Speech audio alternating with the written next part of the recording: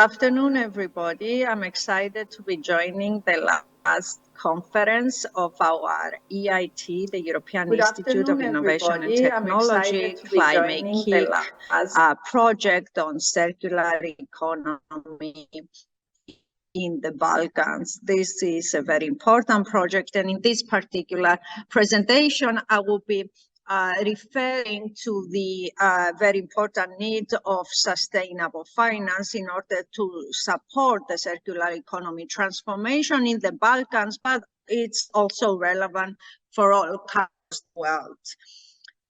It is not a secret, it is common knowledge that we are facing multiple crises: the pandemic, the climate crisis, the biodiversity collapse, geopolitical crisis, increasing the intensity of the energy crisis and resulting into a food crisis. So in this transition that we are trying towards sustainable development, given our commitment, 193 states have committed to the 17 SDGs of UN Agenda 2030, we are really facing a very difficult market crisis circumstance. However, in the Alliance of Excellence for Research and Innovation and AUEB, we believe that this multiple crisis has a blueprint that can guide our way out of the crisis, and the blueprint is the one that I've just referred to. The UN Agenda 2030, the 17 SDGs, the 169 targets within them, and all the enablers that can support the transformation towards the implementation. With 5 different research centers, 4 accelerators of technological and social innovations, and a wide array of global and European networks, academies, and associations that work towards solutions that will enable the transformation to sustainability. And we work on research and innovation projects, innovation acceleration, deep demonstration, and of course, education, upskilling, reskilling, and creating the science policy interface in order to support the sustainability transition. Let me just remind you of our landmark policies that enable a top-down transformation. The SDGs, I referred to them, the detailing of SDG 13 with regards to climate action, transposing into an agreement, an international agreement that we call the Paris Agreement, signed by 197 countries. Then moving climate neutrality by 2050, reduction, pollution, and clean tech leadership, as well as social cohesion as the main axis. And then, of course, the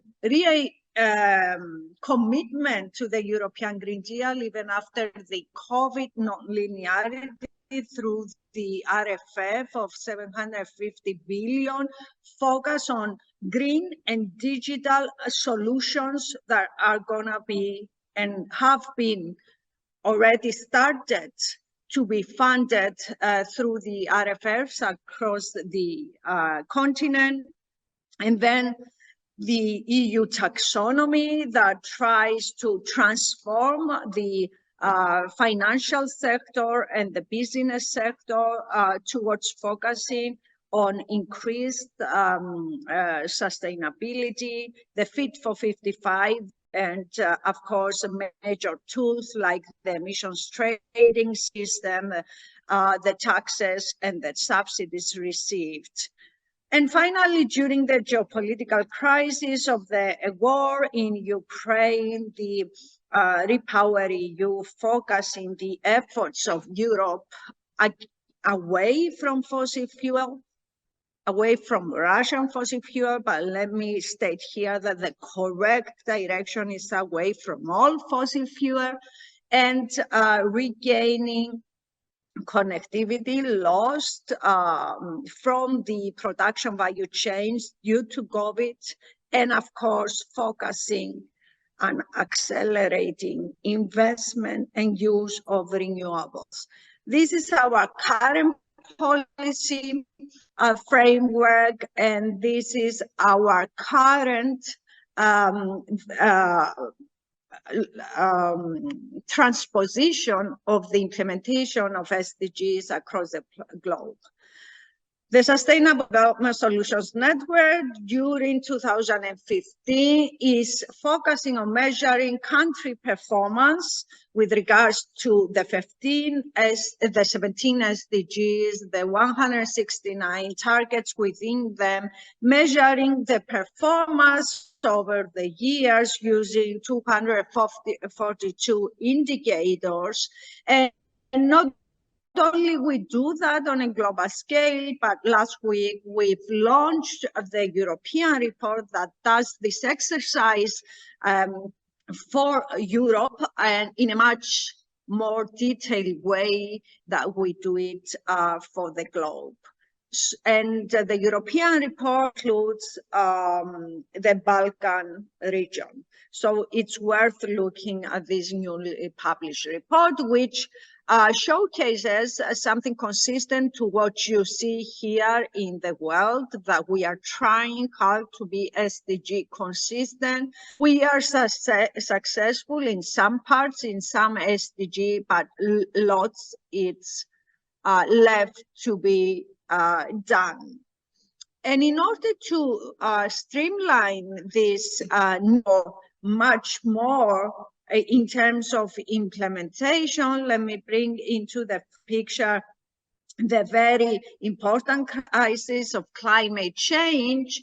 And let me say that we have pledges, we have announced contributions, we have long-term strategies across the globe announced by many nations at the moment. And if we add all these pledges, we are reaching the end of the century at plus 1 point in average global temperature, which is not very far away from our climate agreement 1.5 increase in global average temperature compared to pre-industrial era.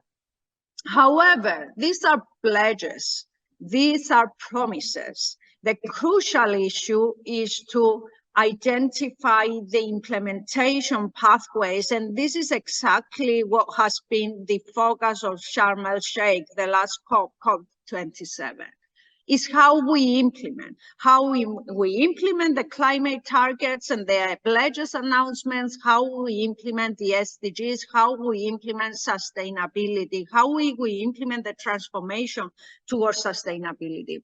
In Sharm el-Sheikh, in addition to the big success of the recognition of the deepening of inequalities between polluters and sufferers of climate impacts, we had the Loss and Damage Fund being announced.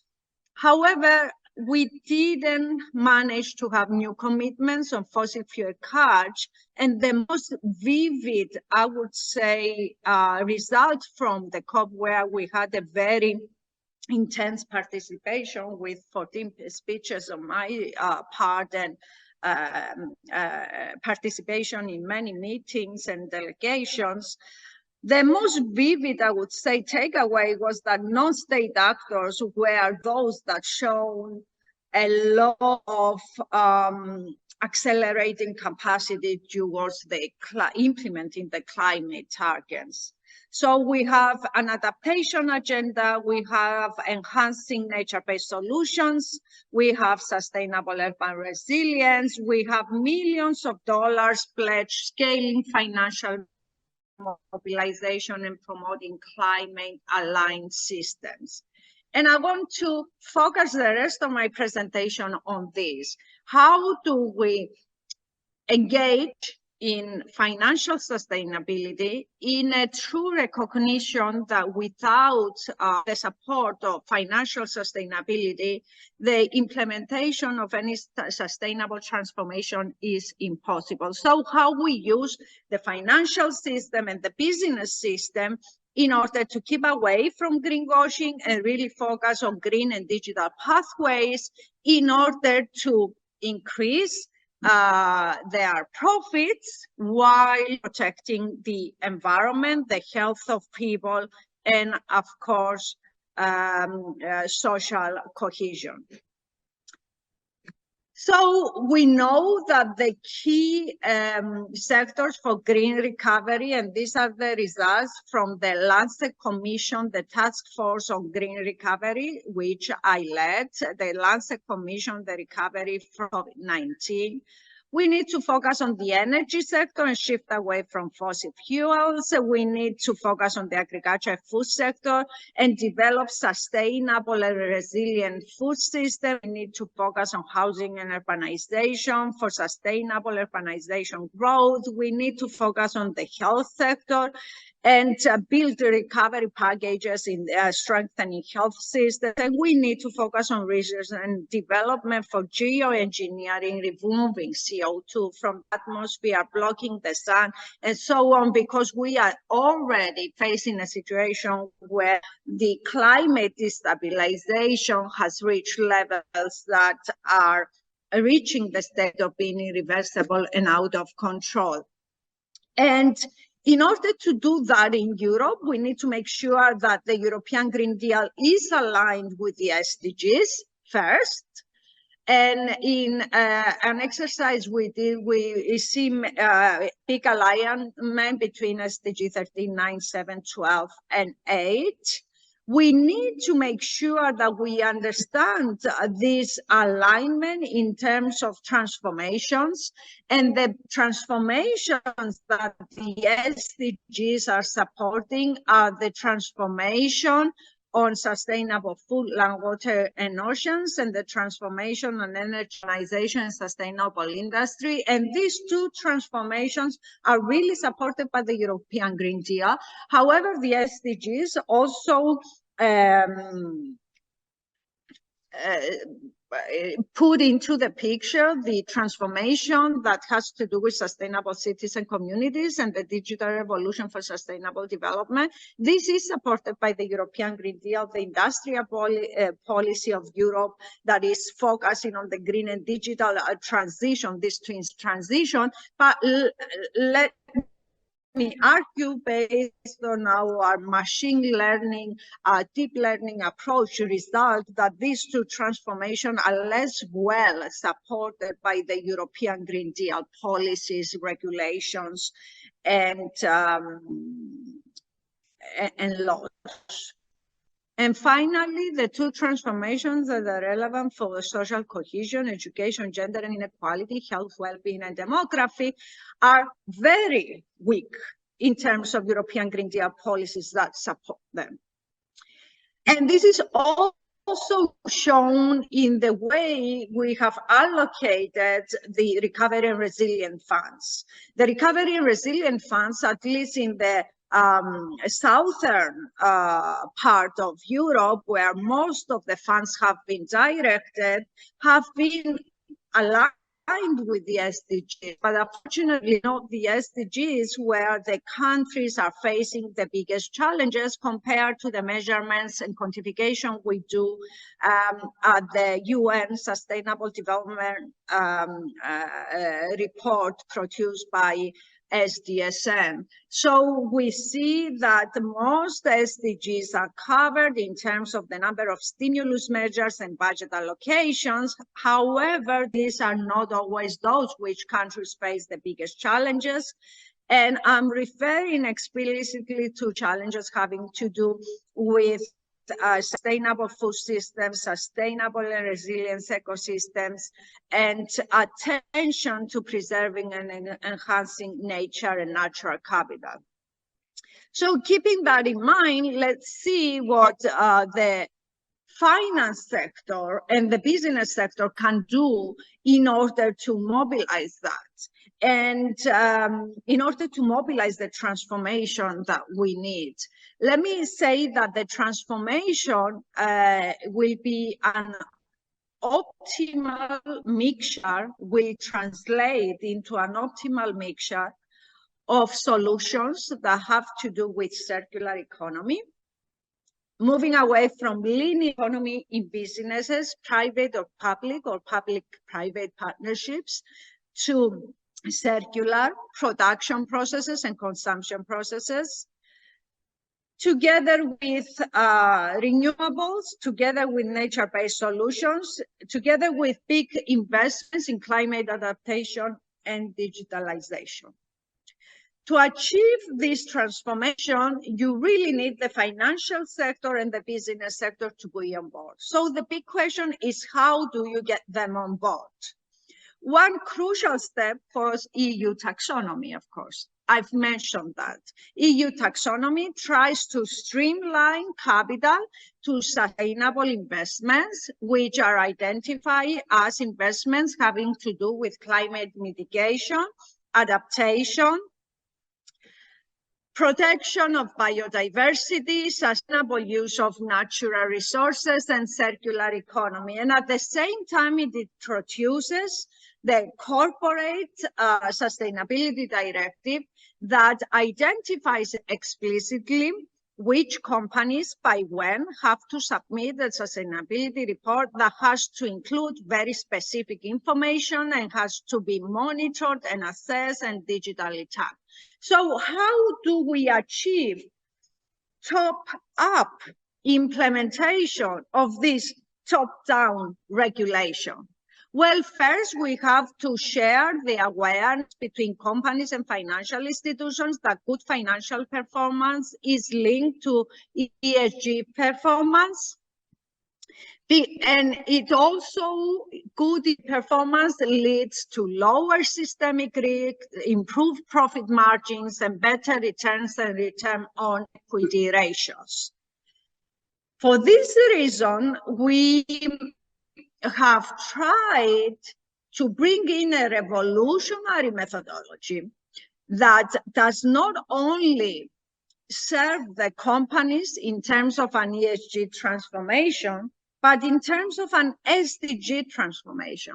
And why is this crucial? It is crucial because when you bring the SDGs in the ESG framework, you bring in these hybrid metrics of understanding how economic and financial performance is linked to better environmental, social, and governance performance. And we need to explicitly realize that unless a company sees a transformation that supports its profitability or supports its financial sustainability, it will not engage seriously in it. It will most probably greenwash against the probability of losing profits. So of this three-step approach is the identification of important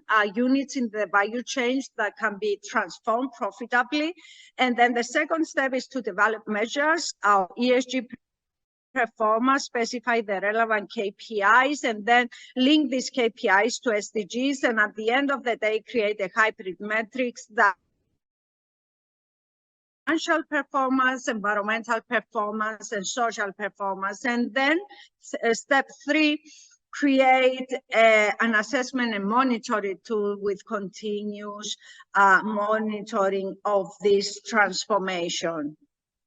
It is important to understand in this exercise that of the value chain and the identification of KPIs in terms of economic, environmental, social, and governance performance, and the measurement of this footprint of the performance through life cycle analysis calls for total economic value valuation.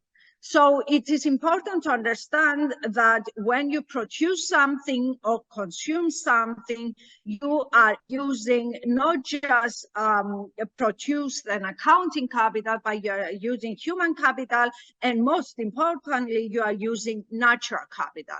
And you have to have a way to measure the value, the economic value of this natural capital, and incorporate this natural capital in your KPIs. This is the only way for correct allocation and use of natural capital, and the only way to have correct KPIs for the sustainability and circular transition. And we have created an ecosystem services valuation method, dashboard, and platform where natural capital is measured and integrated in the relevant cost-benefit analysis. And we have already moved into creating natural capital valuation across all European countries. And you can see here the results in terms of willingness to pay by household in each European and Balkan countries with regards to natural capital relevant to SDG 13, 14, and 15. And we also showcase a close correlation, positive correlation between willingness to pay for natural capital and SDG implementation, identifying the need for awareness of the value of the economic value of natural capital in order to be able to implement the SDGs and achieve the transformation. And our methodology with regards to mapping ESG and SDG goals and targets incorporates valuation of natural capital, incorporates continuing monitoring and assessment in terms of economic value, and incorporates the transformation